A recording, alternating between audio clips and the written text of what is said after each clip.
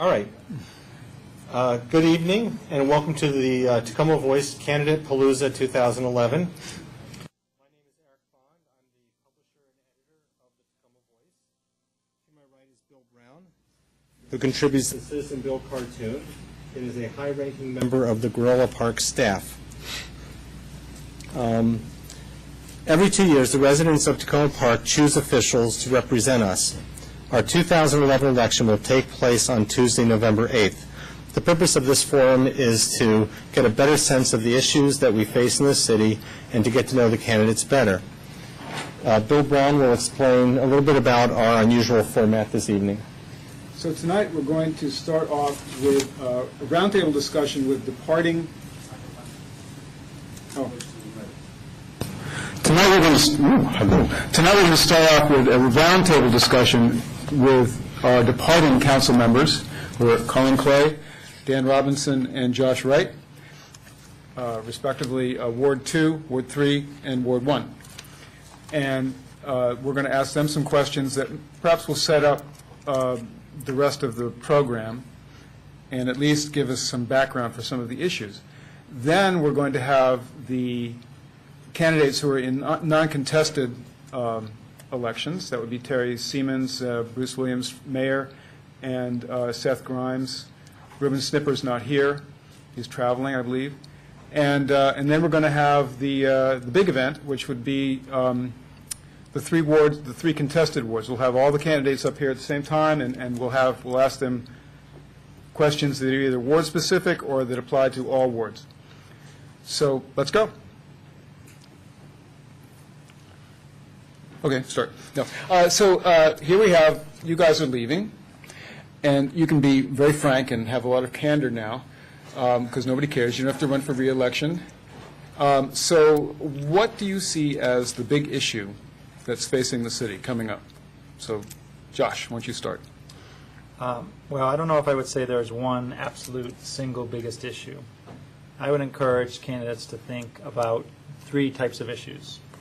First, there's constituents issues, which are the potholes, leaf pickup, storm drains, street trees, the arborist, who seems to be like the most polarizing issue in the city. People either love them or hate them. Then there's issues you must address, and there are some big ones here. There's the ongoing tax duplication issue with the county. There's the fact that we're going to have tight budgets for a while, and you need to work on balancing the trade-off between service and the tax burden. There's the Washington Adventist Hospital situation. There's Crossroads development and New Hampshire Avenue and the Purple Line, and then there's public safety. Then I think the biggest issue you face as a candidate is thinking about what you want Takoma Park to be. What sort of city do you want us to all live in? What sort of society do you want us to have? Do you want us to focus on the environment? Do you want to focus on the inequality and pockets of poverty in the city? Do you want to address the issue that our city is still relatively divided racially and socially? Do you want to push on having us be one city? So those are the three things. I think the last is the most important, in that you need to have a vision for what the city is going to be, and really push us and be a leader on taking the city in that direction. I'm a liberal at heart, so I think of it as kind of a big society, helpful government, engaged citizenry perspective. Those are my initial thoughts. Colleen? I guess to add to that without duplicating things, I guess I think about it in terms of dollars, development, and diversity. So we have shrinking income for a number of reasons. The latest census came out, and we're down about 2,000 folks, and fewer people means less money. 17% of the income of folks in the community comes back to the city as part of the budget. So if we have fewer people, and we have people whose incomes are stagnating while other costs are rising, that's something to think about is the population. Development, there are a lot of critical things that are happening. We have the Purple Line, Takoma Langley Crossroads development. We have sort of aging shopping centers along the exterior of our community. We have a desire for little pocket areas like in the Piney Branch Flower Avenue. We'd like to have a stronger downtown. So I think development is an issue, but I think development comes back around also to Washington Adventist Hospital. Washington Adventist Hospital, I think, employs 2,000 people, many of whom live or engage in other activities in Takoma Park. And it's a 16-acre parcel of land. And so whether Washington Adventist Hospital stays or goes, there's going to be a lot of work to be done with the community and with the hospital. If they go, we still have the issues of what gets left behind and how we provide healthcare services to folks in this community. We also have the issue of what happens with the excess portions of that campus. Will it be a nonprofit village? Will there be more things that are income generating for the city? I think that's probably one of the biggest things. And the last thing is diversity. And I think here it comes back to, what kind of a community do we want to be? There's a lot of tension between how and where we spend money in the community.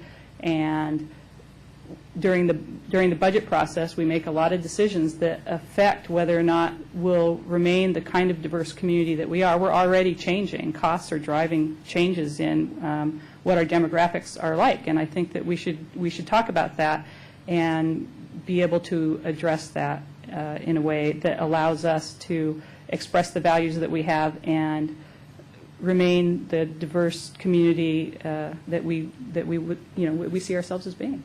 Okay. What would you add to that, Dan? Well, this is the roundtable part, so thank you for your comments, Josh and Colleen.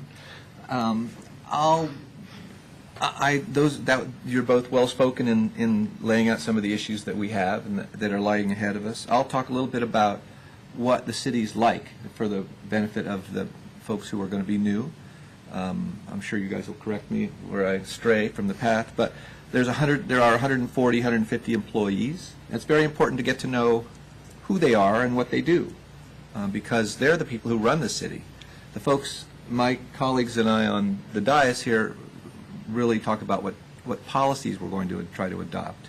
And the bottom line for the city, in my view, is that we're a small entity, and we're surrounded by big entities. We're encompassed by the very large entity known as Montgomery County that beats us on in most of our opinions, beats on us most of the time and tries to take our stuff and force us to do things we don't want to do or without our consent or appropriate discussion beforehand. The zoning issue is one thing that's comes to my mind on that one. There are a few officials, planning officials, who want to, I'll say it, impose very dense zoning everywhere in the county that they can do so, and we're an example of that. And there was very little, in my opinion, very little talk with us in advance. So we've kind of stopped the train to a certain extent, although the county is so big and powerful that we can only stop a little portion, while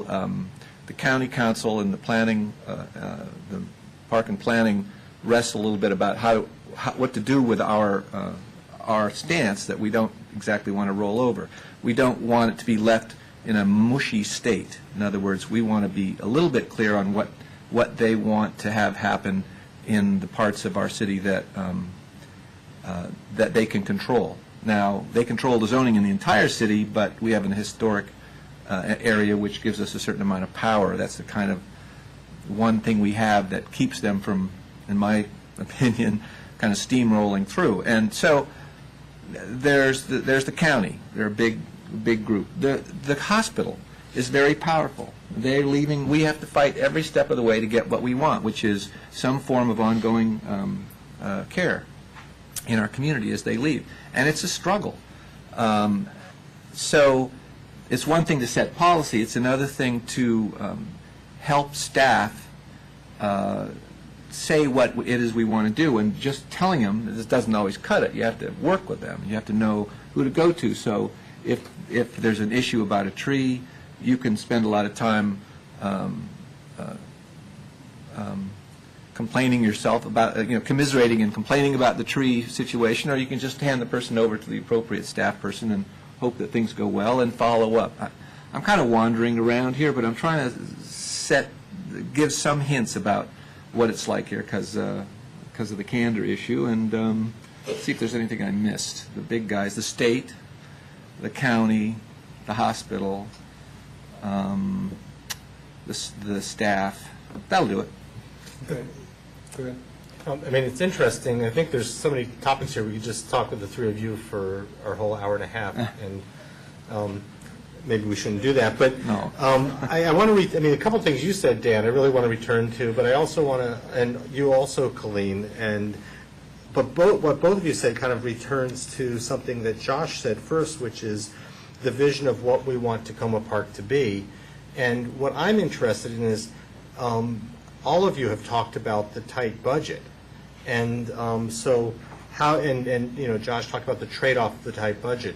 Is there room for a vision for Takoma Park in the tight budget, or is this a time to simply make all the mechanical parts of the city function properly? And you can start, Josh, and then anybody else who wants to jump. So I would say that the last thing you said is a must, right? The basics of city service and the quality of experience that residents have with the city has to be high quality. Otherwise, people get upset, they're not happy, they point to the city government as a problem. So that's kind of the baseline, and that can be done within the budget. And then there's harder choices. There's two things. I think there's harder choice about what we're going to focus on, but there's also an element of salesmanship. And I remain convinced, I said this when we talked about the new deal for Takoma Park, the Green Deal for Takoma Park, which is really all Colleen's ideas that I rebranded. Thank you. Most ideas are Colleen's. That's one thing if you'd watch Yeah. the council meetings, you realize that they're really all Colleen's ideas, and my... We don't know who's going to have ideas up here once They we all come leave. from California, where they And- Right. Right. It's All just the my California ideas are MBA the best marketing ideas. background where I repackage the things. But I remain convinced that residents, for particular focused items, are willing to have a tax burden that is manageable, but generous in terms of how they think about what they have to pay. Not everybody, but the majority of people, and that will create a vision in the city that addresses some of those issues, whether it's environmental or poverty-related or bring the city together more effectively. But it's the job of the council to sell people on that. It's the job of the council also to engage with the city staff and sell the city staff on those ideas. You are the boss, but the worst job in the world is some way being the boss. Anyone who's been the boss realizes you don't just get to sit up there and tell people to do X, Y, and Z. You have to get them to buy into the idea and the vision and perspective you have. And a big chunk of that is the people liking you, right? So it's not liking you in the sense that they all want to be your friend, but respecting you. You can be firm and kind at the same time. I think a car salesman said it once best when they said, well, why are you good at selling cars? And he said, people like me. So I think that is true of how we engage, not that we're used car salesmen, but how we engage with residents and get them to buy into and have a healthy debate and discussion about what those issues are and what the vision is. Well, go ahead. Well, I just want to say, so if you want your ideas to get any play, it helps to be the best-looking person on the council. Dress up the day that you come with your idea. But the other thing I think that's interesting about that, though, is that, you know, a lot of ideas have been out before. And so I think people think, well, here, look, this is obvious, right? There's an obvious solution. But 4 years ago or 8 years ago or 10 years ago, somebody else probably had the obvious solution, and it's probably good to go back and do some work on that. That's one thing that happened to me when I first got on the council. The other thing that I think is interesting about the finance is that, yes, we have tight budget issues, but the other thing that is happening is that we have a new revenue source, which is the speed camera money that's come into the city. And this council didn't do a lot to program that money. From my perspective, that was because we weren't really sure what the state was going to do with it. Would the speed cameras really stand? Would they take back the speed camera money? How much money would the speed camera bring in? Would the speed camera stop bringing in money after a while because people would get smart and stop speeding? The answer to that question is no. And so there is stability of that income now, and I think that if I were moving on in the council forward, I would be more comfortable about making more commitments with that funding than I have been in the past couple of years, which is something I said a couple of years ago when we first got it. So there's some flexibility there. There's a couple of departments that I think could be more enterprising in the kinds of things that they do. When we've been talking about the recreation department being more enterprising, I was talking to someone from the audience earlier tonight about how much more money Greenbelt spends, but their city about the same size. They also bring in a lot more money, and so they have greatly expanded programming, but they pay for it because they treat it more like an enterprise activity, and that's one area where you can do that. So, yeah, there are money choices to make, but I think that at this juncture, there are also some exciting opportunities around that. What was the other part of the question besides how to pay for it? I'm going to stop, if you don't mind, because I want to do some quick definitions for voters who aren't really up on the issues. Can somebody give me like a really brief history of the Washington Adventist Hospital thing? Very brief? Real. When I got elected, well, when I came to town, there had clearly been a long-standing tension between Washington Adventist Hospital and the city around the size of the hospital and the kind of traffic that it was creating and the community working together. It is essentially a hospital site that is enclosed within the city without really the infrastructure to get people to and from the site effectively. The community has grown up around it, essentially. And so at the time that I got elected to office, the hospital looked around and saw that modern hospitals have integrated the way that they do their program essentially into how their building is. And they saw that to be competitive in the future, that was a direction that they were going to have to move towards, and made the decision that they were going to move. To be able to move in Maryland, you have to get what's called a certificate of need from the state. The Washington Adventist Hospital has been going through that process. It has been long and arduous. They have not been particularly successful in their dealings with the state, and I would say that at this point it's really up in the air whether or not they're going to get a certificate of need to move the hospital. I think that we'll have a good sense of whether or not that's going to be the case by the end of the year, very early part of this next year. And so there's big planning to do on the part of the next council. Okay. Good explanation. The Takoma Langley sector is quite a snarl of letters and numbers and entities. Could somebody give a brief overview of that? I'll set it up for Fred, I guess, and Barry, thank you. And I won't do a great job. I was going to answer your question in part by looking at Takoma Langley, which is, regardless of which way the zoning battle plays out, it's an area that's going to grow, and that's a dynamic and vibrant area already, and it could be more so. And we have a department, the Department of Community and Housing and Community Development, which is well positioned and has done some good work to try to do that upcoming issue. It's in a planning and zoning snarl right now because partly because the county, both Prince George's and Montgomery, are redoing their sector plans for that area. And we're talking about the intersection of University and New Hampshire. Correct. Yeah. And there's a purple line which may well come through there, which has the developers all kind of, what are we going to do to make it more dense, along with the county. So that's a very general outline. I'll continue a little bit, and a couple thoughts came to mind of what we've done. And I'll go back to just before I got on the council.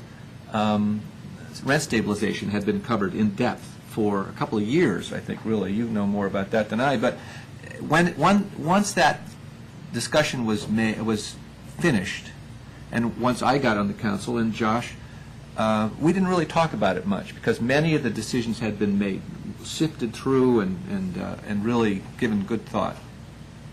And I believe we're just finishing that up with both the vision for the recreation department, and also we spent a lot of time on how we handle committees. We don't have all the answers on how to best treat committees and give them the appropriate direction, but we've talked about a lot of the ideas. And so that's something that needs to be implemented now, looking ahead. Okay. Can I take a crack at the planning part? Sure. So, okay. Sure.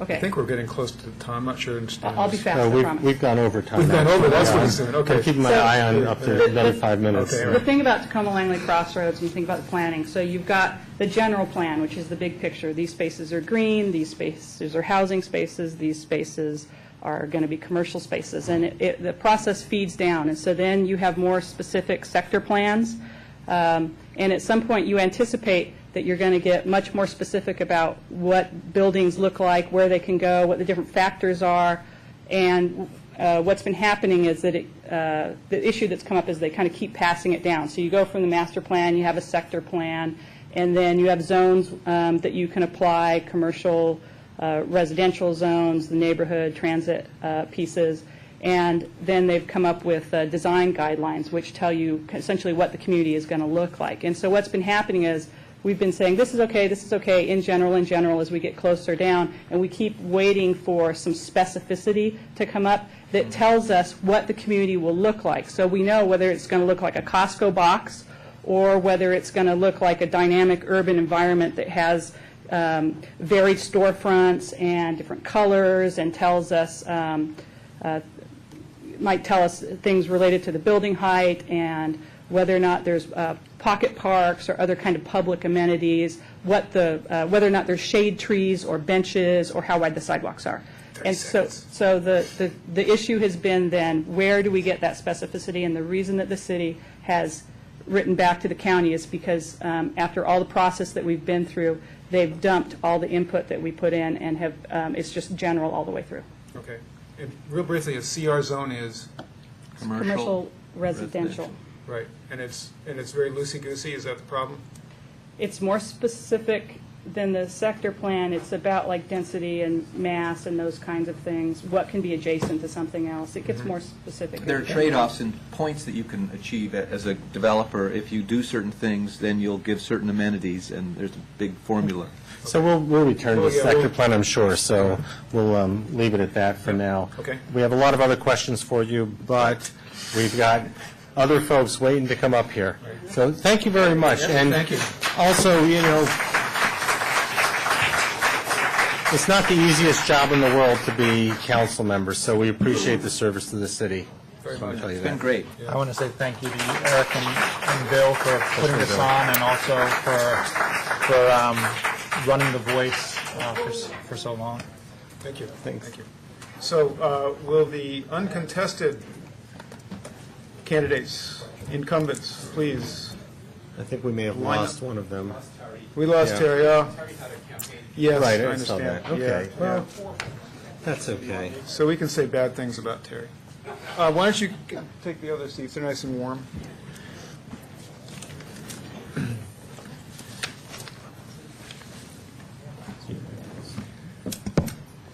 So, okay, so we have Mayor Bruce Williams, and we have, who's the incumbent, of course, and is probably going to be reelected. And then we have Seth Grimes, who is a newcomer, but has no opponent. He's taking Josh's seat. And I think we're going to have some of the same questions. I do want to disclosure that I believe, Seth Grimes, you've endorsed Kate Daniels-Cohen, Correct. and also... Also Lord Also, Trichardy. okay. And have you endorsed any other candidates? At this point, Fred Schultz. Fred Schultz, okay. So, just so I you know, endorse if they Bruce Williams. say something bad about some other candidate, you know what's going on. So, I would like to ask that same question. What are the top issues coming up in the next 2 years? Well, I listed a couple that I thought were important, and I'll start with the sector plan and design guidelines, just because I think I can provide a little more light on that. As Colleen was saying, we were worried that as we got through each stage, the required specificity that we needed just wasn't there, and we didn't want to get to the end and get to the last one, which is the sector plan, and say, oh, wait a minute, the design guidelines were supposed to be where the specificity was, and you've already done those, and now we're down to the sector plan, and you say it doesn't belong there, so what are we left with? So we've said, hold on, let's get everything held so that we can make sure that it's where we want before we say yes to everything else. And I think we've had some success in the last few days. There was a presentation to Park and Planning, and they talked about what they were trying to do with the design guidelines. It was a little different than what Park and Planning had done. They're heading back more toward what we wanted, and we had a meeting yesterday that went a long way toward getting us what we need. There's more meetings scheduled, and we're hoping to get that cleared up relatively soon. I agree Washington Adventist Hospital could potentially be a big issue. I think when we'll probably know what the state is intending to do, what Commissioner Worthington's ruling is probably going to be around Thanksgiving, and there's going to be a 30-day window of opportunity for official and public comment on that before it is finalized by the state. And depending on the answer, that could be some real anxious discussions here if they're going to stay, which is not what has been our working assumption all along. It's all been about what's going to stay here if they go. So that's a whole different discussion than we've been having, and we want the chance for the input. I agree spending from the speed camera funds is going to be real important. I think that was explained pretty well, that we're going to potentially have some new uses. It's been the salvation of some of our budget difficulties is we've been able to shift public safety spending and a lot of the sidewalk work, but also the salaries of police officers who are working on that, who have a link to some of the more defined areas of safety that we linked it to. Can I jump in here? Because I wanted to kind of hear actually a little bit from Seth on some of the issues you've gone through, and specifically about the zoning and the sector plan and what your feeling is about the relationship of what the city can and should do with the county with these new confusing overlays that we're looking at. So Sure. Would you mind addressing that? I'm sorry, Bruce. Yeah, of course I will, but I'll take the liberty for 20 seconds or so to say that while, if I'm elected, I will be new to the council, I'm not new to involvement in city government. I've been involved in city committees. Of course, I ran for office previously in 2005 and lost that race to the incumbent. But at that point, I did take a whole city view. A whole city campaign is what I ran. And I will be very interested and involved in issues that involve the whole city, even though I represent a ward. Ward 1 is possibly the richest ward in Takoma Park. It's also possibly the least diverse, with the exception of Victory Tower. All the same, I am completely conscious of those issues, and I was especially appreciative of hearing the person who will be my predecessor, presumptively, Josh Wright, identifying issues of inclusion, economic opportunity, and so on, because these are tasks that I will take upon myself. We have development issues that involve not only the county changes, but I will do two things. One is I will generalize that to say that one of our biggest challenges going forward is intergovernmental relationships, not only with Montgomery County, but also with Washington, D.C., which sits right across our border. We have a very extended border. Prince George's County is maybe less of an issue, but we share needs with Prince George's to improve the New Hampshire Avenue corridor in particular. There are relationships that are very unsettled with governmental agencies such as PEPCO. We're all aware of that. And then also with organizations such as the State Highway Administration. This has become very critical. So we do need to take a global point of view about how we're going to improve these relationships while focusing on particular issues like zoning. In Ward 1, I'll mention in particular Montgomery College expansion has been a very sore point. We had very bad experience with that, destroying some of our historic houses in the past, and it's one that I will look at. We have development that's going on right across our border in Washington, D.C. that I have participated in the past. So, I think the council has done a very good job of articulating a clear point and pursuing it to the best of their ability, which is very substantial, regarding the CR zone, the changes that are going on. And I will only hope that I can take part in those efforts. Okay, thank you. I didn't give you guys an opportunity to make statements. Would you like to make a statement without interruption or being a specific question? Seth, you took a... Already kind of did. Seth sort of did. Would you like 2 minutes to do that for yourself? Sure. because I was ready for that. Okay, yeah, go ahead. Excuse me about that. Sure. I'm running for re-election as mayor, and I've enjoyed serving as your mayor for 4 years and a council member for Ward 3 for 14 years before that. Under my leadership, the council has created our first strategic plan, and important elements of that plan include financial and environmental sustainability. We've tightened our belts, we've reduced the size of city staff, we've paid off some debts, and we've fought for fair reimbursements from both Montgomery County and the state.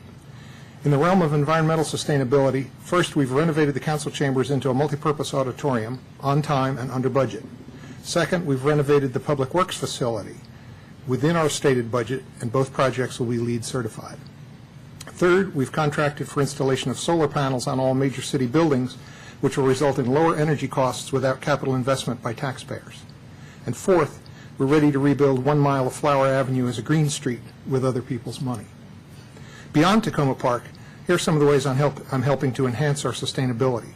First, I'm chair of the Legislative Committee of the Maryland Municipal League, so I'm the elected official in charge of the lobbying effort to convince the governor and the legislature to return our highway user and police aid money for cities and towns statewide. You've paid that money, the state is obligated to return it to us and all the other local governments.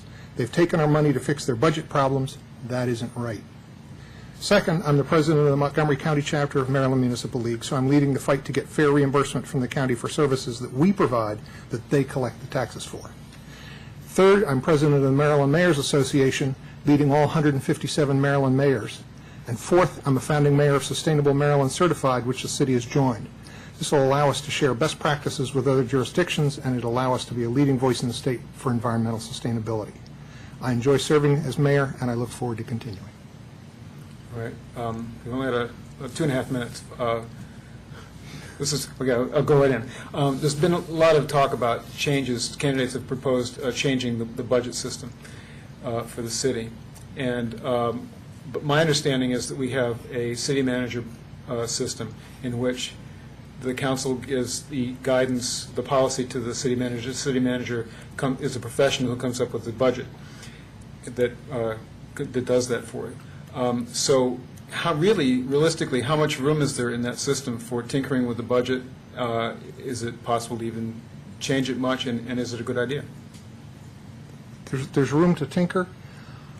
We have changed gradually over time how we approach doing the budget. I can remember being on a council where the city manager brought the budget out, and we on the council kind of went, where did those changes come from? We didn't talk about that. We didn't give any direction ahead of time. And so that was like 15 years ago. And we started giving some direction ahead of time. We've done that more and more. We've had some discussions, some particular things about grants and all that stuff. We decided ahead of time, and then we're trying to do more early in the process, like in January, before the budget gets put together, to say these are the particular changes that we would like to see. And I think that the current discussion that I hope comes to an end on Monday night at this point in time about the recreation budget and direction for the recreation department is part of that, trying to set the policy and the tone for how things go forward. Okay. Seth? I'm going to give you a more perhaps deliberate answer to say that I will focus on the process here. I'm not new to the city budget game. One of my earliest involvements was with a group called Sustainable Takoma that Dan Robinson co-founded, among others. I was a founding member myself. And we created ourselves because of very serious issues with city government, with budgeting, transparency, spending, and so on. And we succeeded in some strong measure. We helped hasten the departure of former city manager Rick Finn. It was a departure that should have happened earlier than it did. We created new openness in city government. So, on that point, for instance, I filed a complaint with the State Open Meetings Board about a city council violation of the State Open Meetings Act, and that was withheld. And that led to a change in city government, although perhaps not enough change. Another citizen filed a complaint that led to the State Open Meetings Board finding that the Committee on the Environment had violated the Open Meetings Act in 2009. So there's constant work to be done to improve things here. So the focus really is on open, inclusive processes, transparency, and trying to build consensus where it's needed among the people who need to be involved in decision-making. So I'm not going to go jump in and say anything other than that I have a lot to learn from my presumed future council colleagues, from people who have served on the council for many years, from the residents of Takoma Park, and from city staff, and I will do my best to learn about all of those things and further a process that really will lead to improvements. Okay, thank you. Now, we're about out of time with the two of you, but I guess if either of you have websites that maybe you could tell citizens about, we'll start with Seth. Okay. Here you go. I was a Boy Scout. I learned be prepared.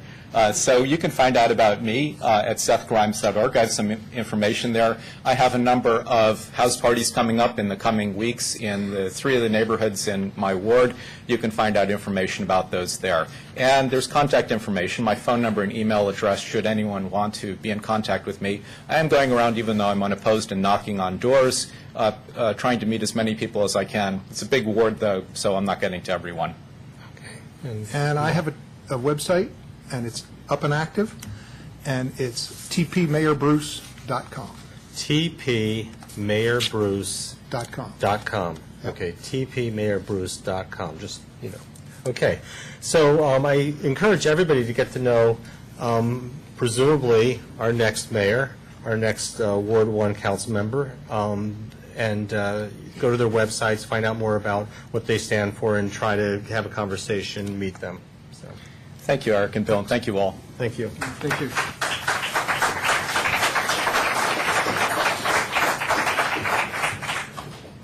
Okay, next group, please.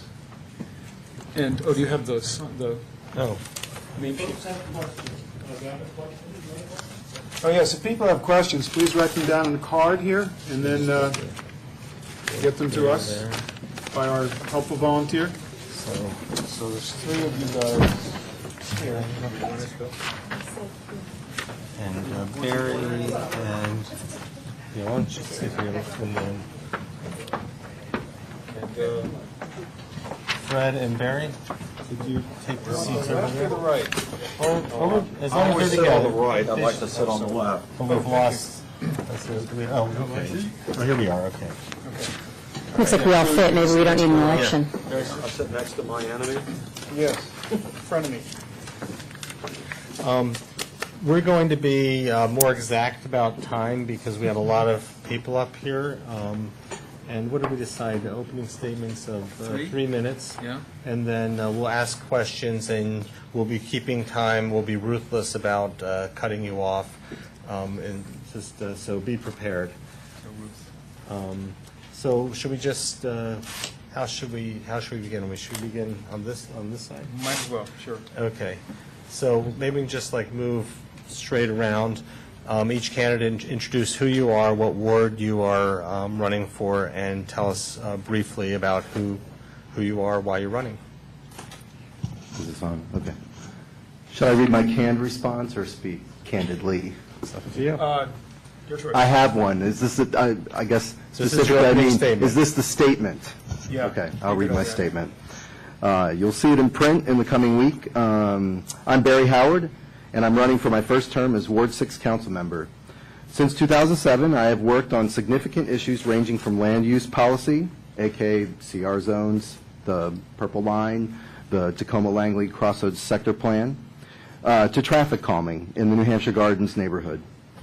Over the next 2 years, I'll continue working with Ward 6 residents and the broader community to sustain all that is good about living in Takoma Park and discover ways to make it better. Community service and public participation are paramount, and I will be the conduit for Ward 6 residents on the council so that they have a seat at the table. As a community organizer and activist, I have been able to affect positive change and facilitate conversations regarding how to solve our toughest challenges.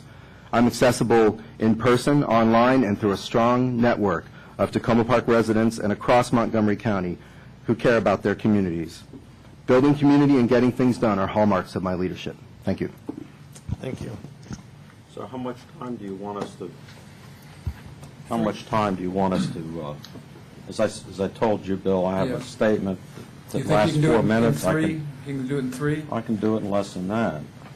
Well, let me just go ahead, then, and I'll keep it short. We don't want to make it a contest. You just three minutes. Okay, can I get to the, yeah, is this okay? Yep. All right.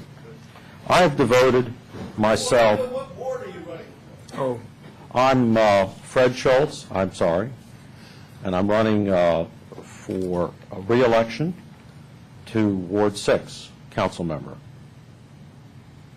I have devoted, this is my statement, myself the past 2 years to paying very close attention to each and every concern that all of my neighbors have raised.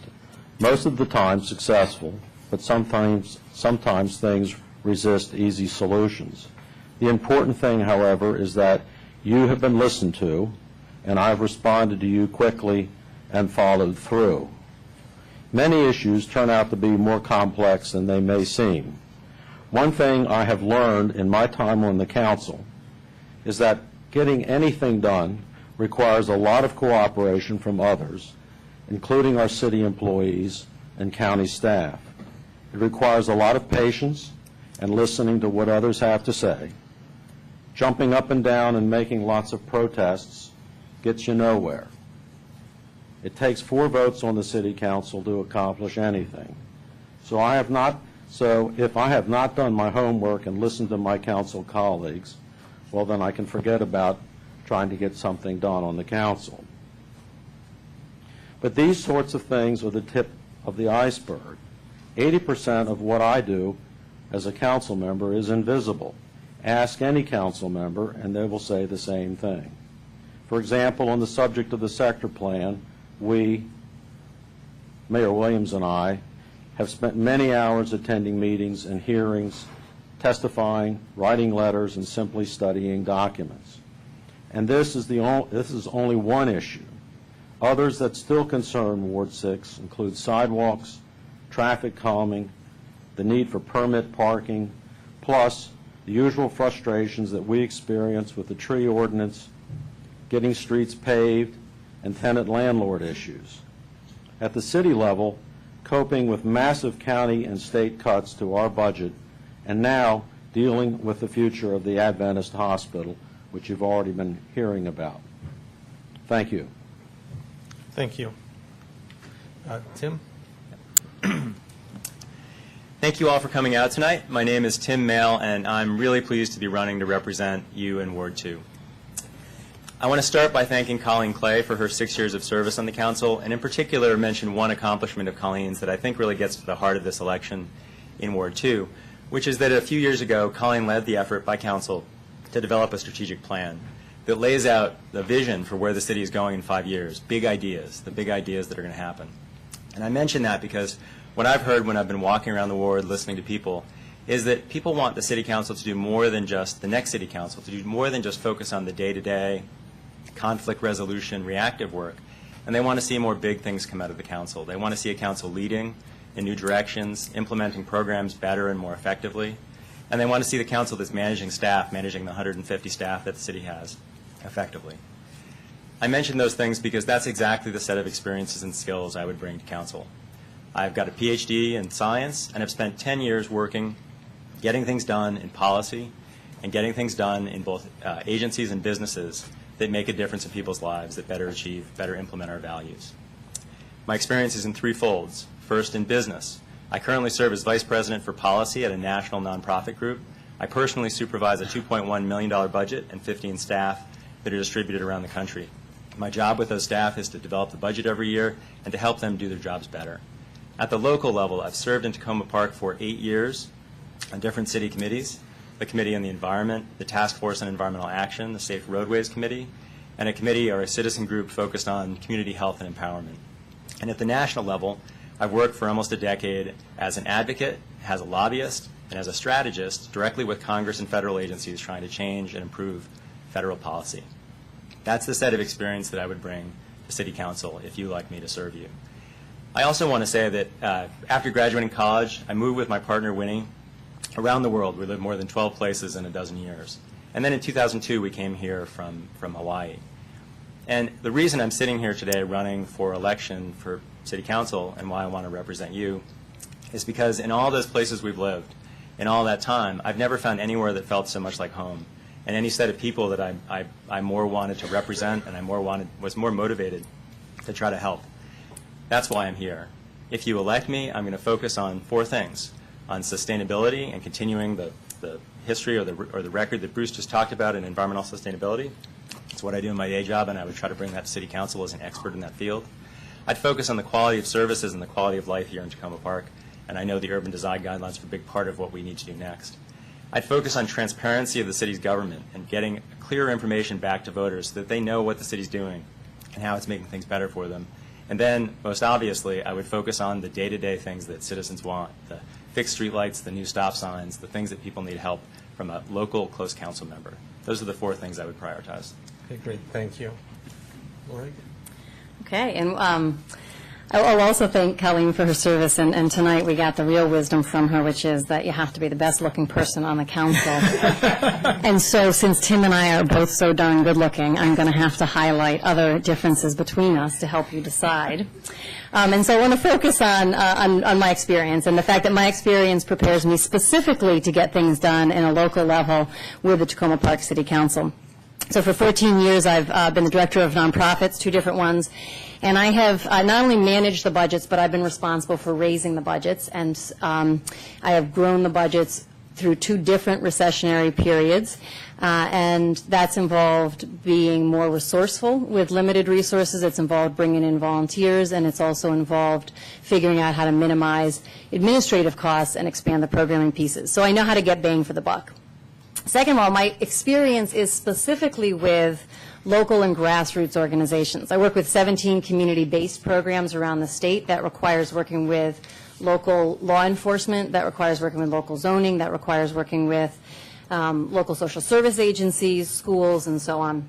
And specifically what I do is I work with getting the federal and the state grants, and then I pass them on to these local organizations, and then I hold those local organizations accountable. So it's very similar to the council, where we have to work with state agencies, work with federal grants, and get the money into the city, and then we need to hold the agencies accountable. And these are the same kinds of agencies that I've worked with across the state in several different municipalities and counties. Third, my PhD is in economics, and I think economics has a much broader applicability to the kinds of issues that the council deals with on a regular basis. And fourth, within Takoma Park itself, I've worked in a lot more wider range of kinds of issues. So I've worked on business development already through as president of the board of the co-op on the Takoma Junction Task Force, and working informally with a number of nonprofits who have been working to develop a community commercial kitchen in Takoma Park. Working in Ward 2 issues specifically, I've been on the SOSCA Planning Committee, and in that capacity I've led the effort to make sure all of the voices were heard in the sidewalk issue. I've led the social event planning in SOSCA area to make sure that neighbors know each other and have those kinds of connections that keep us all safer. I've worked on youth activities with the Rolling Terrace Brownies and done cross-generational activities with them as well, connecting young girls with older people. I've done fundraising for the schools with the Takoma Park 5K Challenge, and I've worked on traffic issues. I've worked on that through the Takoma Junction Task Force and advocating for my neighborhood, the 410 area, both with Washington Gas as well as getting involved with the city's conversation about 410 ownership issues in a very detailed way. My name's Lorig. Where are you running? Ward 2. So you have Ward 6, Ward 2, and Ward 3. Okay, thank you very much. Okay, moving on to Ward 3. Hi, good evening. I'm Kay Daniels Cohen. I'm running for council candidate in, I hope the mic's on, Ward 3. First, I'd also like to thank our current council member, Dan Robinson, for his 4 years of service, not only as our council member, but also as a Takoma Park activist. I really appreciate everything that he's done for us. Now, I'm not a doctor, so there's no PhDs here. I moved to Takoma Park in 1946 when my parents brought a house, the home that I grew up in and that I now live in. I attended Takoma Park Elementary, Takoma Park Junior High, Montgomery Blair High School, and graduated from the University of Maryland with honors. So I'm pretty much homegrown. As a Ward 3 resident, I was voted Activist of the Year in 2009 and awarded the Azalea Award for contributions in outstanding civic leadership by the Takoma Foundation and the Takoma Voice. I've reestablished the SS Carol, and that's Samuel Sprigg Carol, for those of you who don't know. It's not Silver Spring. Samuel Sprigg was a Union general who led the battle against Cemetery Hill in the Battle of Gettysburg. But I've developed it as a viable community participant and a sponsor in many of the citywide activities. I'm a member of the Recreation Committee. I've served as past chairperson and helped develop the department's very successful co-ed winter basketball league of over 600, serving over 600 students, youngsters, and 100 parent volunteers. I'm also currently a member of the very active Emergency Preparedness Committee and the Tacoma Junction Task Force. I'm living on a fixed income, and I understand the challenge of paying for all the Takoma Park services. Therefore, I plan to set up a year-round committee process that finds savings. I want to thank Mayor Williams for introducing the budget game this year as a way to invite taxpayers to voice their opinions about budget priorities. Right now, the staff does about 90% of the work on the budget and makes 90% of the decisions. The council has about 6 weeks or less of involvement, and the voters and taxpayers have no involvement at all. A budget committee would formalize the process and ensure that all voices are heard. So we can, and I'm a biggest bang for the buck person, but not a doctor, so we can achieve the biggest bang for the buck. I pledge that I will make sure that all segments of Takoma Park are represented. This is what I bring to Ward 3 and to the council. Leadership of facilitating interactions between elected officials, citizens, city staff, and community organizations. A commitment to environmental sustainability, economic revitalization, and a healthy community. A family legacy of community service and boundless enthusiasm. I'm asking for your vote. I'll serve you all well. Thank you. Thank you. I thought I was out of time. You were out of time. Oh, I was? It's counting back the other way. That's going the other way. I'm the beep. Okay, I tried to be ruthless. I'm going to work harder at it. Okay. I'll waggle the mallet when it's 30 seconds. So, Jeffrey, identify yourself. Yes, my name's Jeffrey Noel Nussbaum. I'm running for Ward 3 City Council. I'm definitely going to try and be briefer than everyone else on opening statements. I want to focus as much as possible on your questions and your concerns versus what's on my mind, because it's what you think and what you want done on the council that really matters. Basically, I just want to let everyone know I grew up in Takoma Park as well. The only reason that my two opponents have lived in the city longer than me is because they're older. Now, that's nothing against them. I just think my youth is a good perspective to bring to the council, because the council tends to attract people who are older to run for it.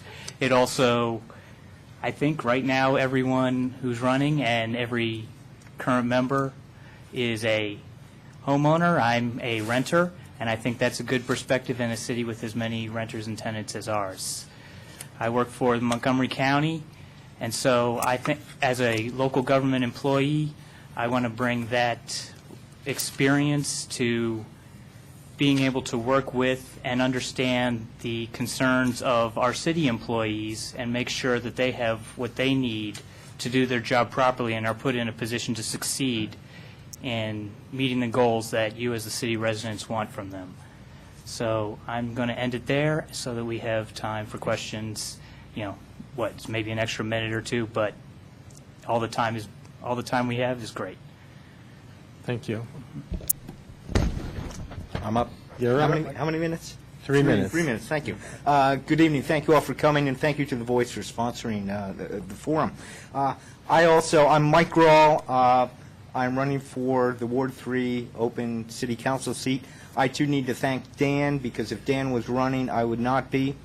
Dan and I have known each other for a long time. If he was in the race, I would not be up here tonight. I'm a 30-year resident of Takoma Park.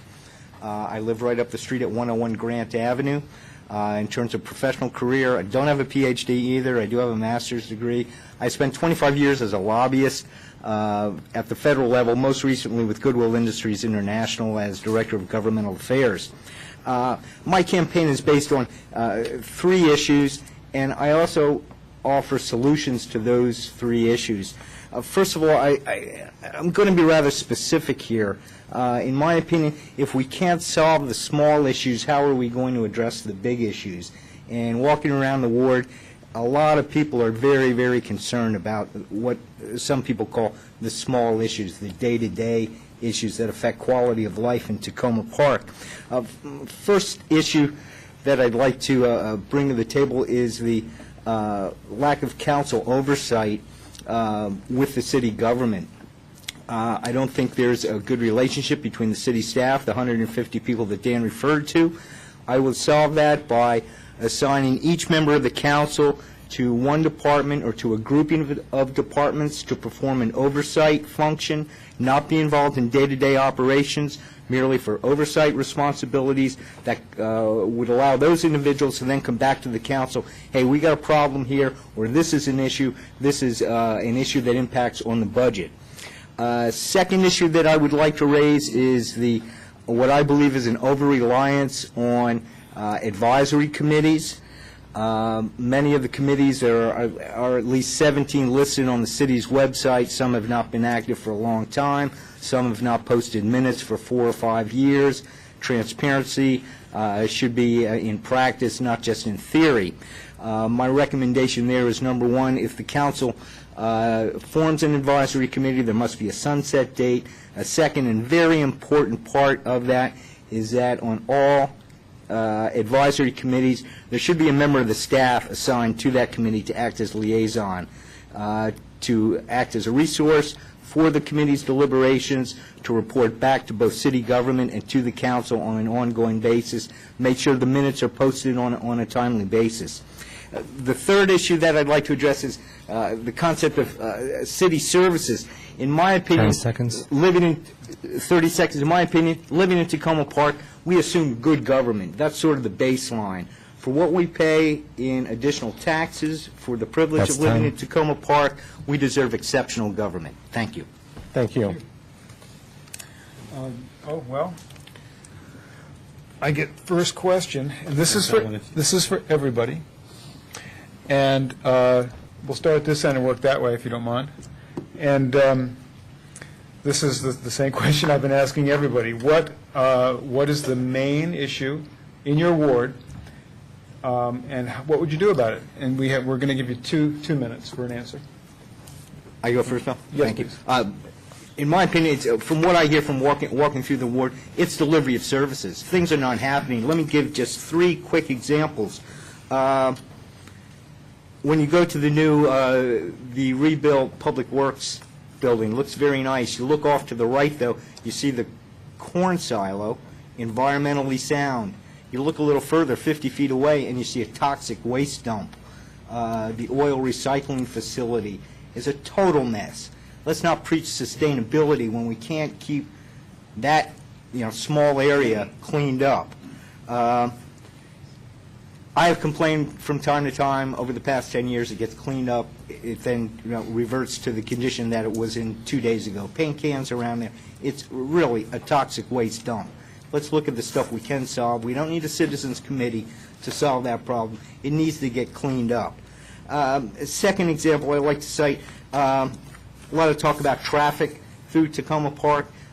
2 weeks ago, traffic was backed up from the light here at Maple Avenue up to Fenton. Solid traffic, cars idling, not very green.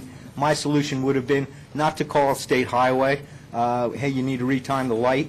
How about putting a police officer at the corner to direct traffic through? Police officer there, one up at the fire station. move traffic through the city. It's not a complicated problem. The solution is there, let's do it. Third thing I'd like to mention, a couple of the candidates serve on the Takoma Junction task force. The traffic signal there has been malfunctioning, not for days or for months, but for years. Why can't it be fixed? Well, you look at the minutes of the 10 seconds. You look at the minutes of the task force, and they're saying, well, maybe the city ought to contact or have better relations with State Highway Authority because, that's their light. Thank you. Great. Sorry to cut you off, but we have a lot of people, a lot of questions. For me, I don't necessarily see any one issue as the main issue in the ward. I think we have a lot of issues going on that need addressed. Obviously, the junction is a major issue, and there's the Junction Task Force working on that, and the council needs to get, I think, more involved in that issue. We also have issues going on. I remember growing up, and I forgot to mention this in my opening statement, but I know all three people running for this ward are from the more northern part of the ward. But most of my life, I lived actually down in the southern part of the ward, down on Cockerell Avenue. And down there, I remember some of our biggest issues were speed bumps. I know that's an issue citywide. So I think traffic calming in general, not just speed bumps, but what is the proper way to do traffic calming so that we don't have to worry about people speeding through our neighborhoods and yet we're not ruining our cars, or if we happen to be riding bikes, risking getting injured, getting bumped over the speed bumps. So I think speed bumps, the junction, and in Ward 3, I think while the library isn't in Ward 3, we do have a lot of families in Ward 3, so I think maintaining the service levels at the library, I think, is very important to Ward 3 residents as well. Thank you. Okay, as I traveled around the ward over these last few weeks, I'm also noticing issues from citizens about services delivered. And in the S.S. Carroll neighborhood, I haven't had that experience, not the same kind of experience that other folks have had. When someone, as president, when someone says to me there's an issue, we've got a problem somewhere, I actually try and find out who the correct person on the city staff is to address it and get it addressed. It's not a difficult thing to do. But I think part of the issue with the ward and maybe with the city is communication, not necessarily knowing who do you go to. If you got, it's pretty simple. If you got tagging on the street or on cars, you can go to the police department and sit down with them and work with them, and then try and work with other agencies. My whole deal is teamwork, working together to solve any problems that we have in the city. And I've brought that to S.S. Carroll. What I want to do is bring it to the rest of the ward and connect the two sides, the north and the south side. I think the other issue is tax duplication. It's a huge issue. I'm a little skittery to even jump into that bailiwick, but here I am. I'm really interested in seeing how we can change or shift Montgomery County. 30 seconds. Am I at 10 seconds? At least continue to develop the TASD report. It started, and then for some reason it hasn't continued. I want to continue it. I don't like all my dollars going someplace else in Montgomery County and not back into the heart of it and my soul, and that would be Takoma Park. Thank you. Great. So one of the great things about running for office is you get to knock on random strangers' doors and have conversations with them, and that's a lot of fun. And so through that, I think that I would have to say there's not one single issue. People have talked about environmental sustainability. They've talked about traffic and sidewalks. They've talked about business development. They've talked about a tree ordinance, needing to build community with the tree ordinance in a way that brings people in to want to uphold and be part of protecting our urban forests. They've talked about public safety, and of course they've talked about how their tax dollars are spent.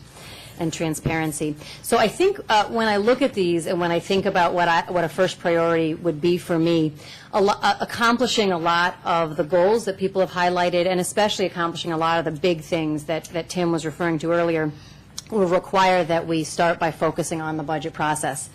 And we need to make the budget process more data-driven. It needs to be more transparent in terms of exactly what outcomes are coming about as a result of how much money is invested. That's an area that I have experience with in terms of cost-benefit analysis.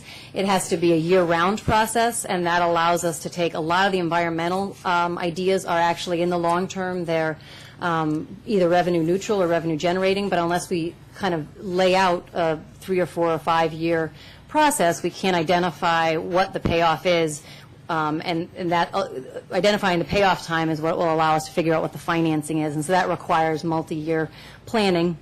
And it needs to involve more residents, and it needs to involve residents from all of the wards and representing all of the demographics. You said 30 seconds?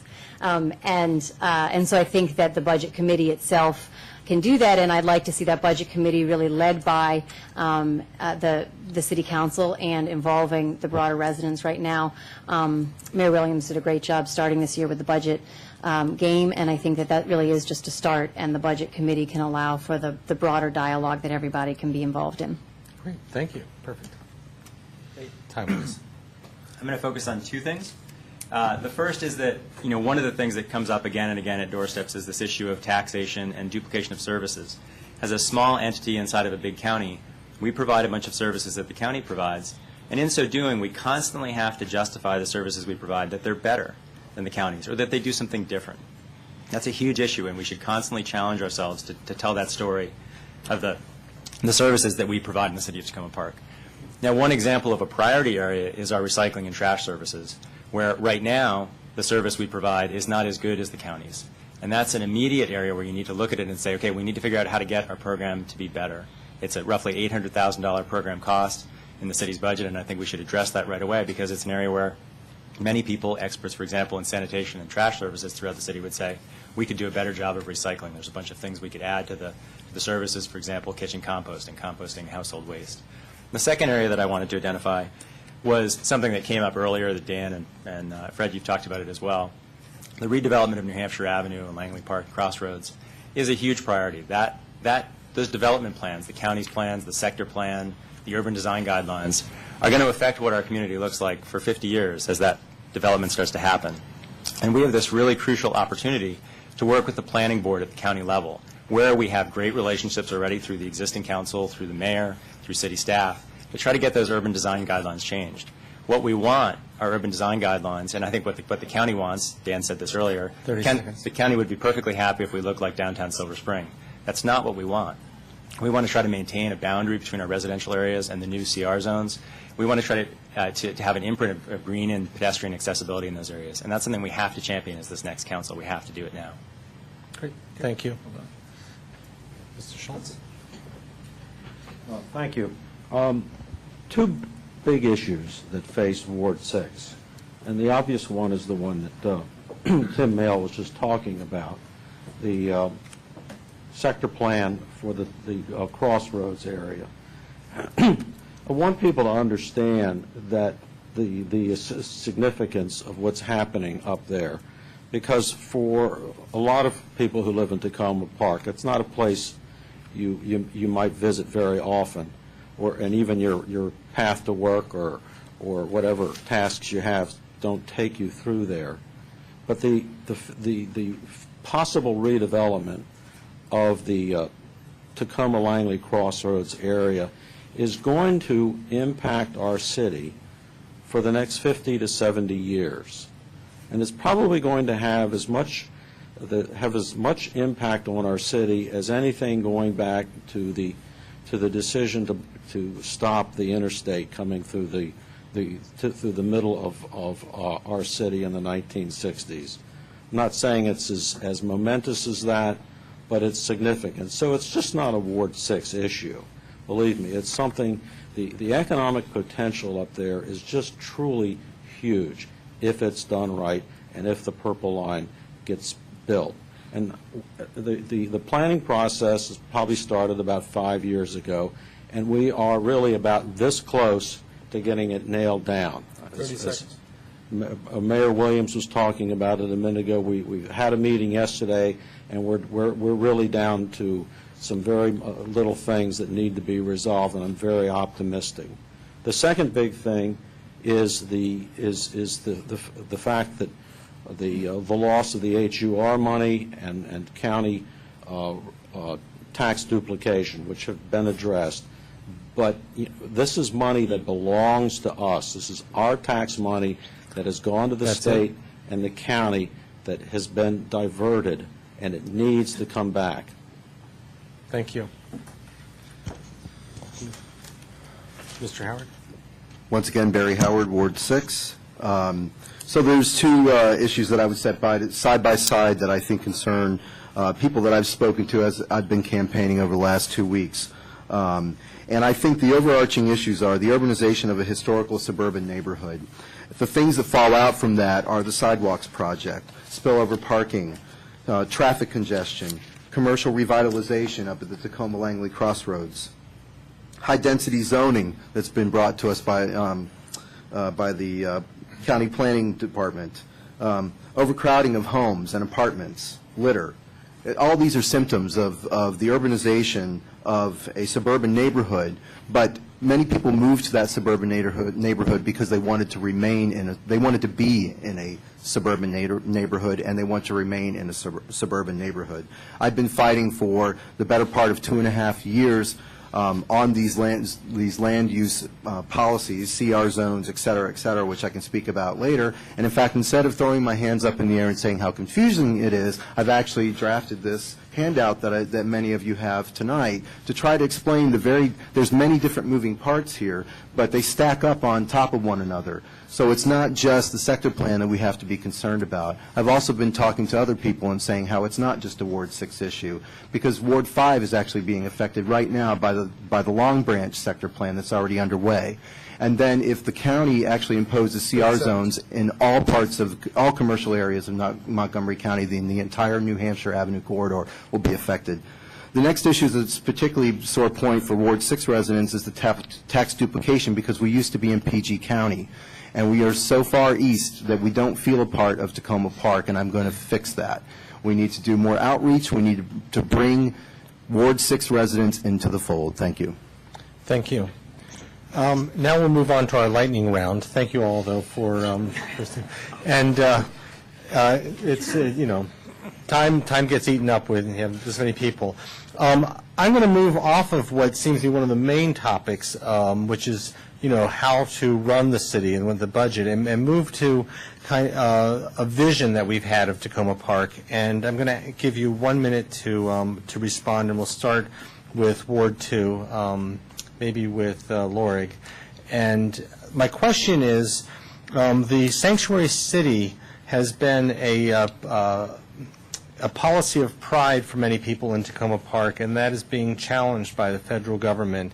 And I'm wondering what your position is regarding this historic policy in the city of Takoma Park. Sure. So sanctuary city policy is important and good for several reasons. It's first of all, it is humane and it's just. And second of all, it makes us all safer. It makes us safer because positive relationships between all communities and the police department, and trust between communities and the police department, as well as positive relationships between communities and each other, make all of us safer because people are cooperating around crime prevention issues. And so because it allows immigrant communities, both documented and undocumented folks in the immigrant communities, to not feel threatened when they're stopped by or engaged with the police, it increases the possibility that they'll be cooperating. And third, it's a resources issue.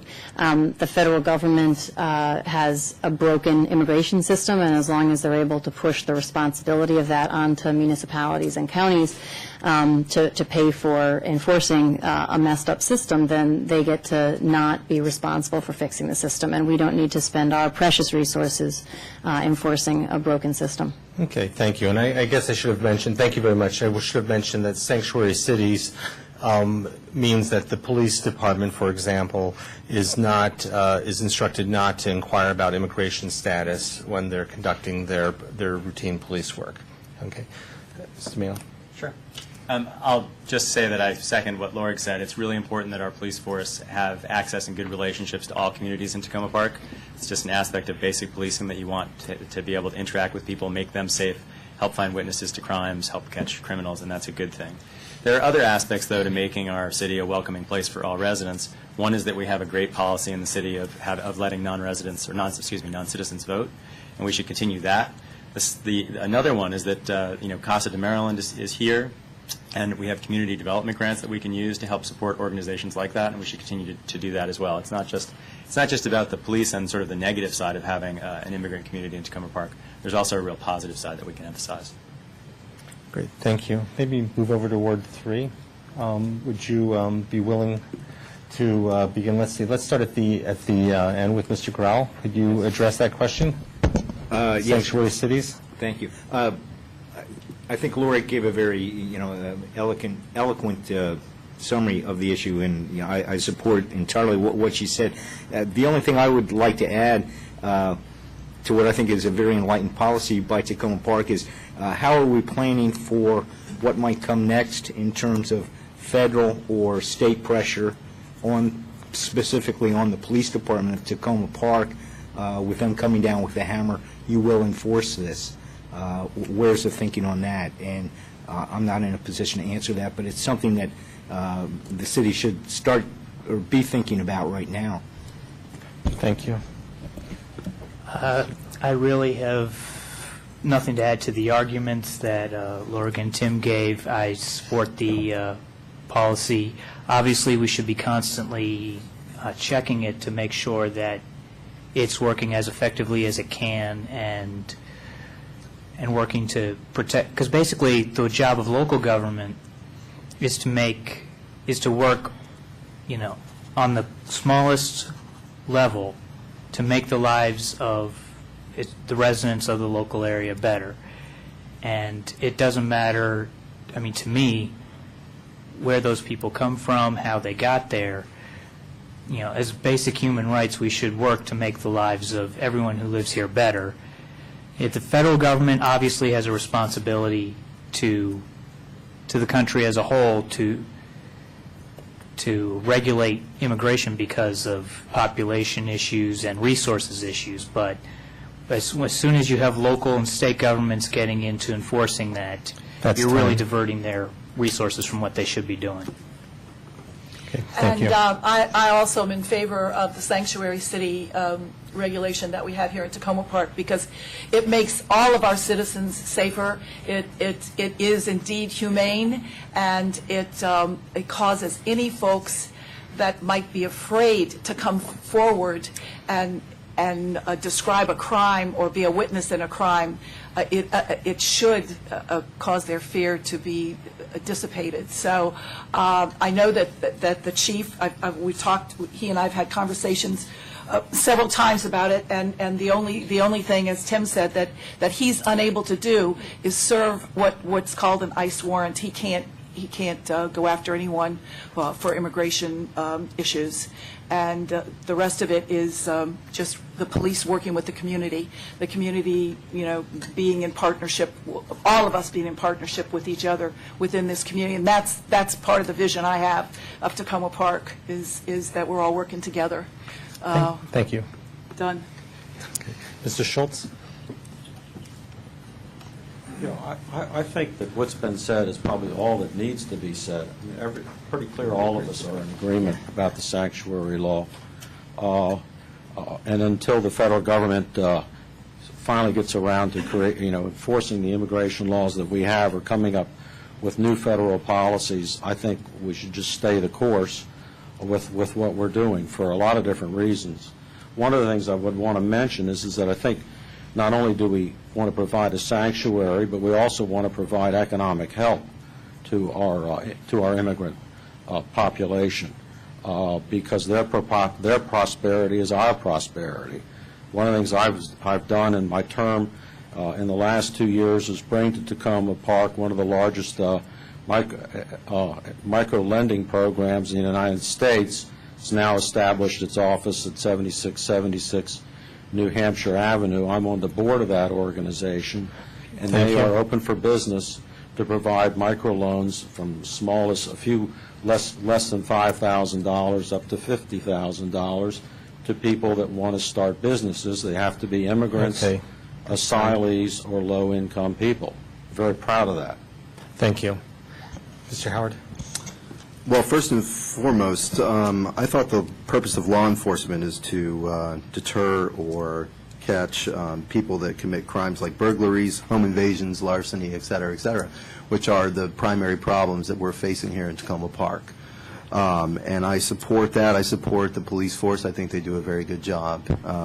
And that's where their priorities are, and I support them in those priorities. I also didn't recall that the sanctuary city status was being overturned. It was before the city council at this point in time for argument.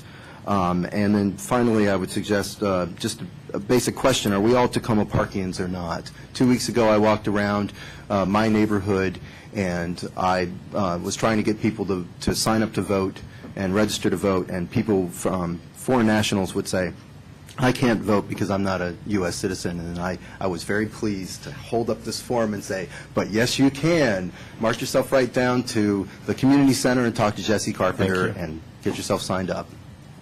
Okay, thank you. Great, thank you. Okay, we'll make this a 1-minute answer also, because we are running short of time. This is from the audience. I'm going to edit it slightly. I hope you don't mind. The police budget is huge. Would you be willing to move money from policing to other critical programs like recreation, redevelopment, housing and parks, and green spaces?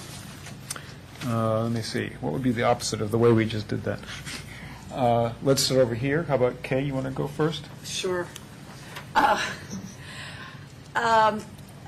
The police budget is huge, but this is one service we definitely get a big bang for our buck from. I know that we have some issues on our boundaries. Every so often, a lot, maybe not, we've actually decreased crime in this city by double digits for the last 2 years. That's what we got an award about. I wouldn't be in favor of decreasing, moving any money from the police budget. What I'd be in favor of is another speed camera someplace, maybe a couple of them, because there are a lot of dollars. As Councilwoman Clay said, no one has stopped speeding. They keep doing it, and we keep making money from it. And my major suggestion is right on Carroll Avenue at Lincoln and Carroll. So that would be where we can probably increase the recreation budget by putting one right there. Beep. Beep.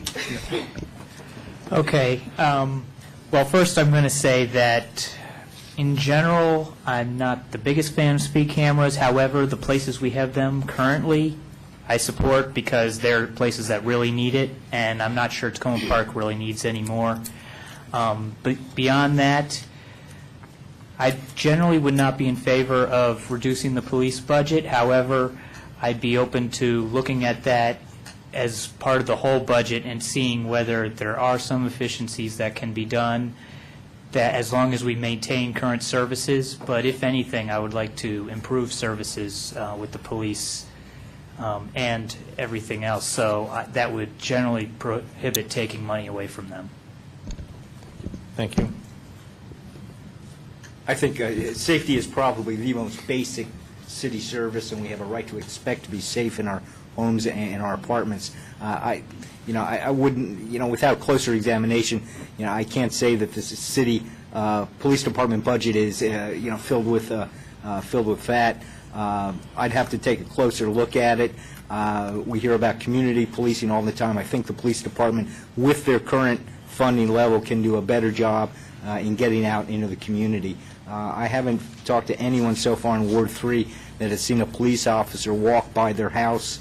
They see them drive by quite a bit. They don't see them walking a beat. They don't see them on the bicycles except at the 4th of July. Thank you. Thank you. How about over that side, and Mr. Howard first? Okay. No, I wouldn't. I think they do a fine job. Beat cops are our first line of defense against crime, and I'd wager that more criminals are caught in Takoma Park through routine traffic stops than anything else. The same activity also drives revenue to the state, trickles down to us, or at least prevents the state from taking more money out of our coffers. I think one thing that needs to be kept in the back of our minds, though, this is part of this is a tax duplication issue. We do not receive a rebate from the county for our police force and we need to lobby harder to receive our full value for our police force because we are the only municipality in Montgomery County that has their own police force. I think they're a great asset to our community. I think they have fantastic outreach programs that help educate the public and keep people more aware of crime prevention solutions. Thank you. Councilmember? My answer is no. I've seen in my 2 years on the City Council, and 5 years before that, when I served on the Public Safety Citizens Advisory Committee, I worked very closely with current Chief of Rikuchi and a prior chief and got to know a lot of his lieutenants. There is no evidence from anybody and anywhere in any quarter of this city that we have too much police protection. I think our priorities in that regard are set. When we cut the budget in 2010 and laid off 8 people, one of the things we were very careful not to do was to remove any positions from the police department for that very reason. Thank you. The police budget is something like $5.6 million, and part of that comes out of the general fund. There actually also is both a county and a state passed back to us in a rebate. We also have the speed camera revenues. Speed camera revenues are now like $2.4 million a year.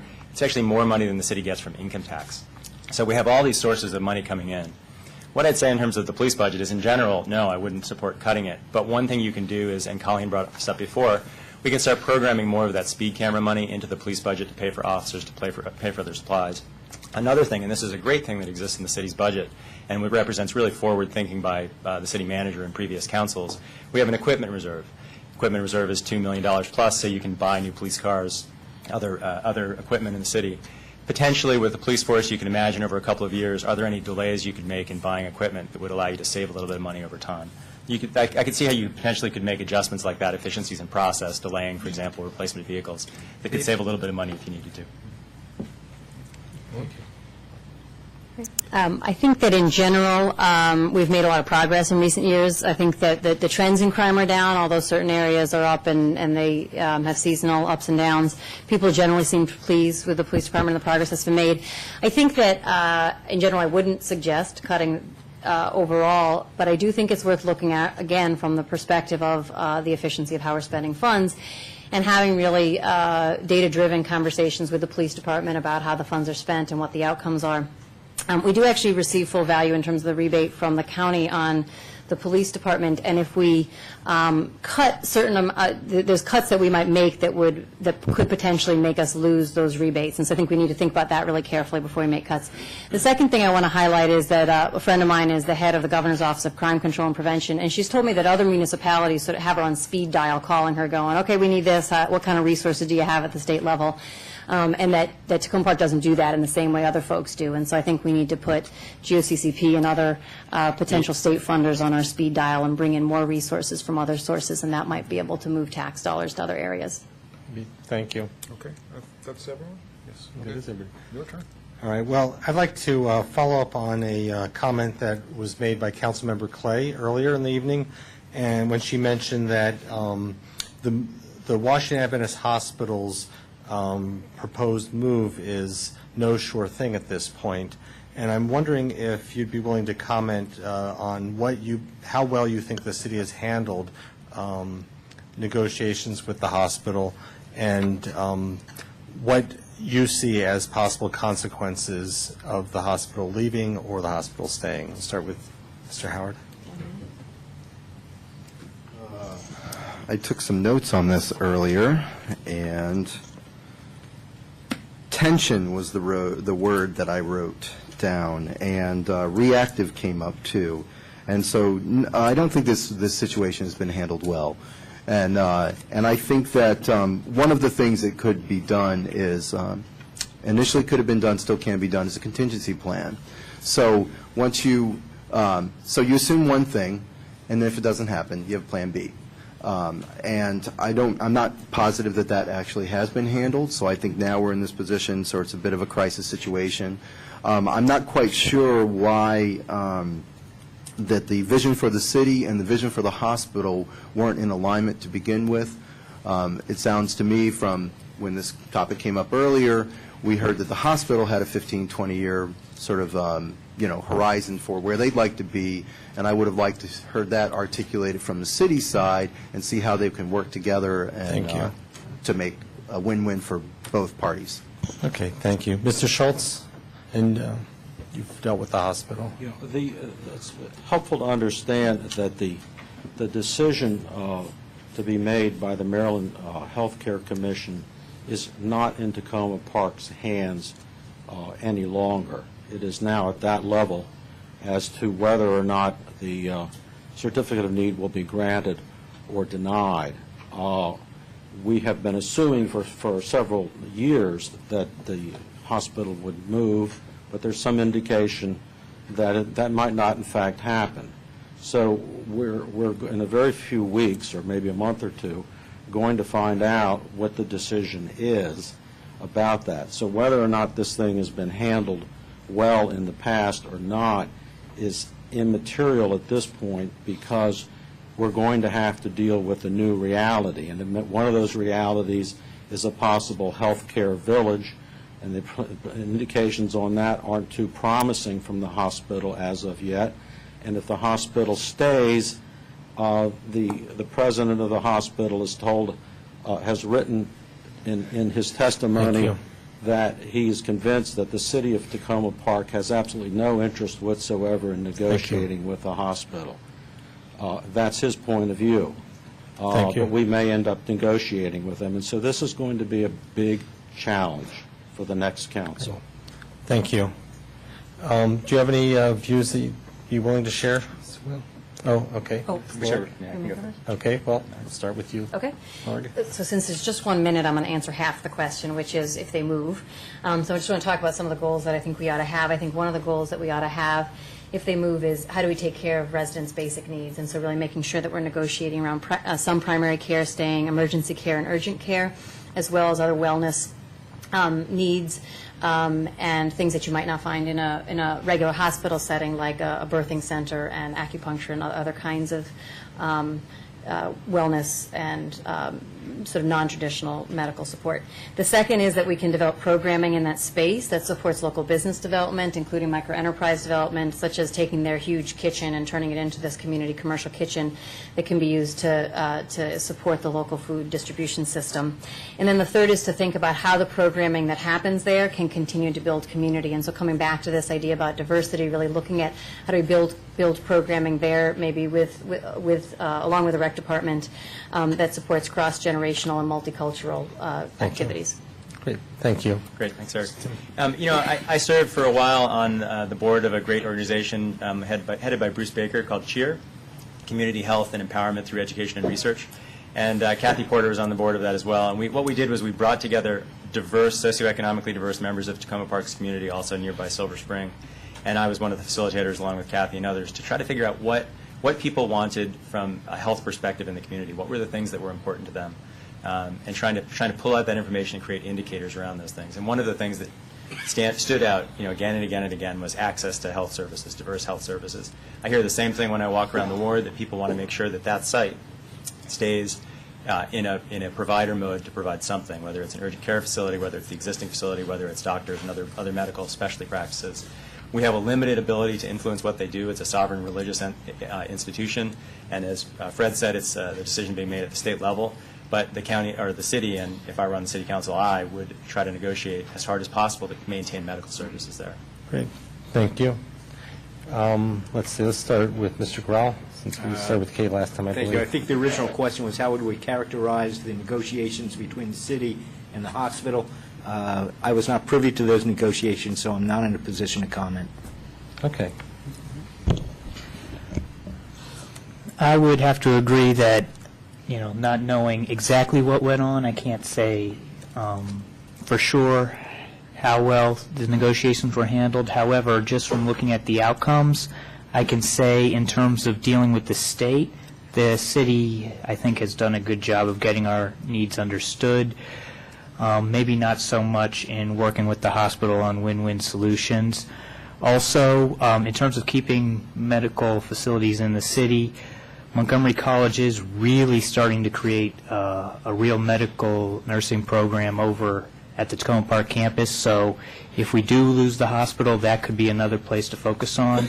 And if we do lose the hospital, or even if the hospital does expand, we do have to continue to be concerned, because with the size of our roads, we really can't take much more traffic going to the existing hospital. Okay, since the first stitches I ever got in my life were in the emergency room of the Washington Sanitarium way back in the day, I'm thrilled, maybe the city isn't, but I'm thrilled that the possibility of the hospital not moving is present. And I'm keeping my fingers crossed that whoever is the person who makes that decision makes it in favor of keeping the hospital here. Giving the people in the community access to health services is truly very important. I'd like to take Lorig's ideas and actually, when the hospital doesn't move, let's go in and negotiate with them to use their commercial kitchen for our food development programs and teaching people how to cook, the commercial kitchen especially, because that's a huge program that I also am in favor of, because I'd love to have a community garden here. At any rate, I'm very happy. I was thrilled when Mayor Williams said last week the possibility existed, and I'm even more thrilled tonight. I'm glad that it's going to stay here. And right now, the infrastructure is doing fine over there. I'm over there several times a week. Infrastructure is good. I'm done. Bing. Okay, this is a really simple one. You won't even have to say anything. This is the Takoma Park litmus test. Raise your hand if you support Takoma Park's rent stabilization. See? Okay. Save time. Yeah, okay. So, We've done that with yeah. So, can I do one more? Oh, go for it. Okay. We've had some really difficult budget problems over the last couple of fiscal years. The year before last was particularly bad. We had to lay people off and cut services. We've got, who knows what's going to happen this year or the year after that. It could come down to making some decisions about what we do. And I'd like to know, this would be a very brief answer, this is multiple choice, would you A, raise taxes, B, cut services, or C, other, and please tell me what other is. We'd all like to know that. So let's see, what would be, let's start with you guys, and Lorg. Okay. Have I mentioned that I want to change the budget process? In case I haven't had a chance to say that, let me say other. And I think that there's really an opportunity to look for efficiencies, to look for duplication within the city as well as duplication with other agencies. And I think that there are a lot of other services out there, a lot of other resources out there. I think there's opportunities to bring in more volunteers. I think I mentioned Governor's Office of Crime Control and Prevention, where there's money potentially sitting there that she said that we haven't tapped into. And there may be similar resources all out there in other agencies that we haven't looked at. So that's not to say there's not a role for cutting services or raising taxes, but I just don't think that we've got a process that really confirms that we're using all the money that we have as efficiently as we could, all the resources that we have as efficiently as we could, and all the other resources that are out there as efficiently as we could. So before I could pick A or B, I'd have to know that we've really done those other things well, and so I'm going with C and D. Thank you. Revise the budget process is D. Okay. I'm going to just say that raising taxes right now in this economic climate would not be an option for me. That would not be my choice, increasing the city's rate of property taxes or potentially other taxes. That would be the very last thing I would look at. Stop there. Well, okay. Let's go back to Ward 3. And who did we start with last time? Well, I haven't started also. Yeah, okay. Yeah, oh, wow. If you want to All just do that. Yeah, okay. Jeffrey. I I would basically say D, kind of an all-of-the-above approach. As necessary, I kind of, as we've been listening to this federal government debate, the balanced approach, I would definitely take that for the city of Takoma Park. Okay. Mike? I would probably choose B, reduction of services outside of the core services of safety, trash collection, plow the roads. But I think, there are services that are offered by the city that are underutilized, and I would take a hard look at those types of services. Okay. Okay. I'm at C. I don't want to raise taxes. I don't want to decrease services. I'd also like to see the budget process, a budget committee set up, and to take a look at the entire budget just to see where we can get more efficient usage of our dollar. I'm back to the biggest bang for the buck. We've got some dollars out there. I think they can be better used, but it's going to take a little different approach than it has so far. Fred? Okay. I would choose C, other. We're not going to raise taxes, and we can't cut services because we've already cut the services. Mike Rawls suggests that we might be able to find something other than core services, and I would just offer the idea that this is what we have left. And if you don't think that this hasn't made a difference in the functioning of the government, then you're not paying attention. So what we got to do is figure out a different way, and I think that involves lobbying the state to get more HUR money. It involves being damn tough with Montgomery County on tax duplication, and if they're not going to work with us, then I think, and this has been talked about, and I'm not the one to originate this idea, might have been Colleen, actually, since she's the originator of everything, is that we can think about suing Montgomery County for the tax duplication money. Before he starts, what is HUR money, please, for those who don't know? I'm sorry. HUR is highway user revenues, and it comes from gasoline taxes and tolls that are collected by the state, and they have traditionally been paid down to the counties and municipalities, and in the fiscal year 2010 budget, the state of Maryland cut them by 90%. Okay, all right, thank you. Mr. Howard? Well, out of the blocks, I'll be proactive, and I'll bolster our alliances on the county council, who prevented the county executive from cutting our rebate this year. And I'll partner with the city staff, who successfully lobbied the state to return $110,000 to our budget this year. So it kept us in the black. And so these are the kinds of things that I would do. And then furthermore, in that partnership with the city staff, I would work with the city manager to lobby the county for a fair and equitable tax rebate formula so that we can get out of this problem. Thank you. I think we probably have time for about 2 more questions, do you think? And so I have a question which I think we'll just start where we left off with Mr. Howard. And this is, as an English professor, I have to say this is the proper time to use passive voice. When I say it has been suggested that the city of Takoma Park is at odds with its vision of being the people's republic, when in fact the city is so bureaucratic crazy. In other words, we have a very strong city manager process here in the city, and the city council sometimes seems to have very little to do with running the city, much less the actual citizens of the city. So I'm wondering what your thoughts are in terms of the role of citizens in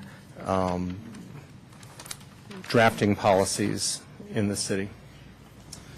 Well, I've been the president of the New Hampshire Garden Citizens Association for 2 years, and I lobbied with my fellow neighbors in the New Hampshire in Ward 6. Actually, I walked every home in Ward 6, and that's about I don't know, 400 and some odd, almost 500 single-family homes, and then probably another 400 and some odd apartment units, and then we also have another 200 and some odd condos now.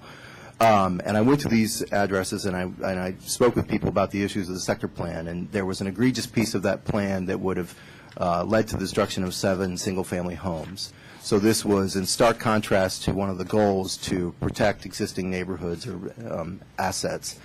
And so working in a community-focused way, we were successful in convincing or influencing the city council to change their position on the sector plan. It took a little while, but we did that, and that's the kind of leadership that I bring, and I think there's to the table here, and I think that's the kind of leadership that we need. Thank you. Mr. Schultz. Can you restate the question again? I'm sorry, I kind of got all of the. Do you feel that the council and the citizens have enough power over the actual running of the city? I think the council and the citizens have the power, but I don't think the citizens use it very much. I mean, we're often described Takoma Park as a city of activists, and there is a tier of very conscientious activists in our population, but it's a fairly thin layer, and that bothers me a great deal, because I think when you look at the number of votes that are cast at our city council elections, it is abysmally small, and I realize that some of our elections aren't contested, but even in the contested elections, it's still low. And I'm really frustrated in the sense that in our busy lives, the only time we tend to get out and see our neighbors is in blizzards, when there are power outages on sunny days, and occasions like that. And there's an awful lot of isolation in our neighborhood, and I'm anxious to figure out ways in which we can improve participation. Okay, great. Thank you. Mr. Mayo? Sure. I never mind People's Republic. I would be satisfied with a well-functioning representative democracy. We're a town that is full of people who are incredibly busy. They work really long days, and they come home and they just want to spend time with their family. And they don't necessarily have time to engage with city activities, with city committees. And it's only, as Fred said, a very small fraction of the community that's the loudest activist group. We need city council, the members on city council, to be great listeners to all those residents and to be great representatives of all their views in council, and then to act on those views and to be leaders, to do things that are hard, because 90% of the people may not be able to show up to council meetings and voice their support for something the council is trying to do. And there may only be the 10% there who oppose it. And you really need to make sure that the council is serving the interest of all those constituents. I think that's the most important thing, not whether we're a People's Republic, but whether we're a functioning representative democracy.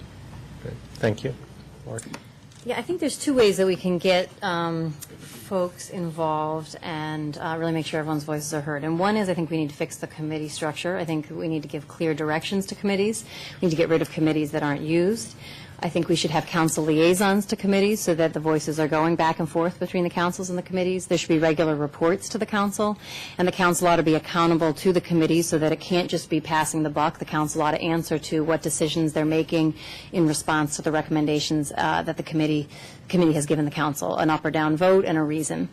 The second is to develop strategies that are similar to the budget game that allow people who don't have time to serve on committees to have really significant input into important decisions. And so strategies that take a really complex issue, explain it to folks who don't have time to be on a year-long committee, and then give them an opportunity for some input that can then be gathered together and brought before the council. And I've developed similar processes when the co-op was going through their strategic planning process that allowed hundreds of voices to be involved even though everyone was really busy. Okay. Okay. I know I've been frustrated also. We have a pretty tight street on Sherman Avenue, but I haven't been able to gather the masses like I can with Sherman Avenue. I agree with Laura clearly about directions from the City Council to the existing committees. I'm on 3 very powerful committees, and there's times when we've made our reports, and it's like it didn't feel like anybody listened. I think that, and this is something I so stated before the council some few weeks ago, I think back in July or August, the council should also, each member of the council should be a liaison to the very important working committees, and maybe not stay there for the whole year, but move around so that the council knows what these citizens are doing, and also that may actually get more people involved in committee work. It's pretty exciting. You can really make some policies and develop Takoma Park, the vision that I have of Takoma Park, because I keep saying it, home is where the heart is, and this is where my heart is, right here in Takoma Park. Thank you. Jeffrey? Jeffrey yielded the floor to me. Oh, okay. All right. As Tim mentioned, we work under a system of representative government. The voters always have the opportunity to throw the bastards out if they don't like the way things are going. I think sometimes there is too much reliance on Citizens Committee. The way we communicate has changed by the hit send button. I'm not Steve Jobs, but the way we communicate with each other is dramatically different. And I think when the whole committee structure came into being, the one concern that I have is, can the committee, these advisory committees, are they a way to deflect the decision-making away from the city council? That the council can say, well, it wasn't our suggestion, that came from the people, that came from the committee. And I think, the buck stops here. If you don't like what the council does, hopefully this election will bring out more than the 20% that has been traditional turnout on election day. If you don't like what the council does, throw them out. Thank you. Okay, I'd just like to say that I know a lot of what you're getting at is, having more power in terms of the executive part of the government with the elected officials, and so giving essentially would be more power to the mayor versus the city manager. And I support the current structure just because of the professionalism and continuity that can bring versus having an elected official, especially at a small local level. I think a lot of the activists we have here in Takoma Park are unfortunately active at state and federal level, and they overlook the local level, and we need to get that involvement on the local level. And so I know, and the council needs to work hard to solicit the views from all the residents, and we really should be working hard to make sure that all our activists on the federal and state level, that they remember the saying, think globally, act locally, and that they should be involved in their city elections and city council as well. Is this the last question? It is the last question. Okay. My question is it ethical to use fines from speed cameras as a major funding source for the city? Lorig. Yes. Okay. Tim. As long as those speed cameras are in places where it also has been shown to increase safety. I think the safety piece has got to be there, but yes. Okay. Okay. Absolutely, yes. The people are breaking the law, and they're going to get caught at it because, and I hate to say, but Big Brother has the opportunity to watch right now with speed cameras. Okay. I'd have to say I think speed cameras are over-relied upon. I think they should basically be something for public safety, and then any funds that come from, if it either needs to be used for an earmarked public safety issue or go back to the residents in general by helping, reduce their taxes or improving their services, but not relying on it as a funding source, because that's something laws can change. We want to focus on those funding sources that are steady and we know won't change just because of laws, or all of a sudden we put in a new camera just for money or something like that. Mike? My son has a lot of experience with speed cameras. He would say no, but I would say yes. Okay. Councilmember Schultz? Yes, they are the right thing to do. My house backs up onto New Hampshire Avenue, and the speed cameras located there have made a drastically and noticeable difference in the number of accidents that occur on New Hampshire Avenue and saving lives, because I've seen lives lost on New Hampshire Avenue in the 25 and a half years that I've lived in that house. So that in itself is the justification, whether we got a single penny out of it or not. But the state law requires that the money be used solely for public safety. So it will be used for public safety, and including it provides a source of money for the city to contemplate the construction of sidewalks, which is a safety issue for some people. And that was not something the city was able to afford before, and now we can. So I think it's a great thing. Okay. Mr. Howard? The ayes have it, but I would suggest that the fees that the vendor charges us for the operation of that are unethical. Okay. Well, we received many, many questions from the audience, and unless we're willing to go until midnight, we really are not going to be able to. Okay, all right, well. I'm used to midnight. But if the candidates are willing, we will go back to the office and maybe do some editing and combining of questions and send out a questionnaire. I know you're all very, very busy these days and may not have a lot of time for a questionnaire, but we will try to get these questions from the citizens to you and put them up on our website at TacomaVoice.com. Oh, okay. We won't get to your question, Mike. Okay, we won't get to that either. But audience participation and lack of spontaneity yeah, so that's a time management issue, really. So I'll put these up online, and of course there is room to comment back and forth actually on answers that they may give up online. So look for answers in the next day or so at TacomaVoice.com, and hopefully the candidates will be able to find, adequate time. And we do thank you for the time that you've given us this evening. Yes. Can we announce our websites? Oh, yeah. Yes, that would be good. Go ahead, and why don't we just go around? I just want to preface my the announcement is that I think public participation is very important, and I think that citizens should have other ways to communicate and sort of to create that feedback loop that this gentleman here was suggesting tonight. So I'm on Twitter, and my handle is @Howard4Ward6, and the 4 and the 6 are digits. I'm also on Facebook. Just look for Howard for Ward 6, and then I have a blog, and you can comment on a blog. So it's not like a unidirectional broadcast medium like a website or like the people that are viewing on their television sets but then don't have a loop back to us here on the stage. So that's howard4ward6.wordpress.com. And also in some of my literature that I've been passing out, I'm available by phone as well, and text, and et cetera, et cetera. So thank you, everyone, for showing up tonight. Okay. Thank you. My website is fredschultz.org. Okay. I'm going to make it easier. Just Google Tim Mail, and you'll find my website. I'm going to make it even easier. You only have to Google my first name, Lorig, and you'll find mine, Lorig. And I'm kdanielscohen.com, and that'll give you the access to the email and phone numbers. I would spell out my website, but it'll be easier to spell out my name, and you just Google that. It's Jeffrey.